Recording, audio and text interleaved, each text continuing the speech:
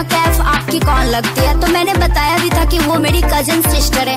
इसके बावजूद भी आप लोग बोल रहे हो कि आप उससे ज्यादा सुंदर हो। तो गाइस क्या करूं, मैं इतनी सुंदर हूँ तो आप ही बोलो क्या करूं।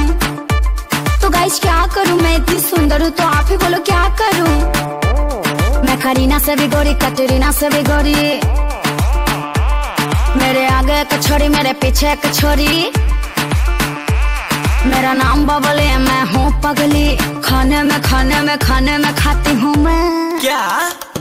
Fair lovely fair lovely, fair lovely fair lovely. सही बात बा।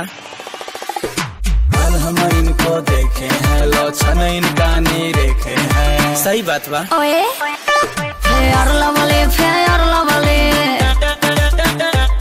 Fair lovely fair lovely. चिकला चिकला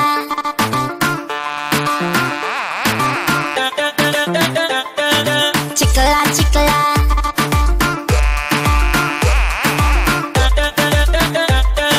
चिकला चिकला।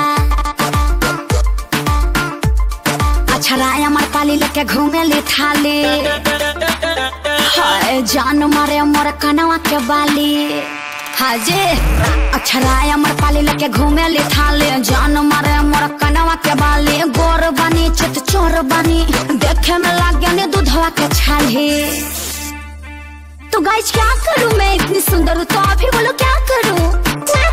तो गाइस क्या करूं, मैं इतनी सुंदर हूँ तो आप ही बोलो क्या करूं। मेरा नाम बबली, मैं हूँ पगली, खाने में खाती हूँ मैं। क्या? Fair lovely fair lovely, fair lovely fair lovely. लागी ना मलाई इंडियन उजर नहीं खाया ही जादू सर के हो जोड़ा। कब होला न फुनसी फोड़ा हो, अखिया हमारा नूरानी जैसे बिसलेरी के पानी। मोरा घघरा राजा सठानी हो।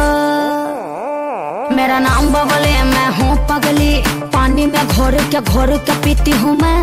क्या? फेयर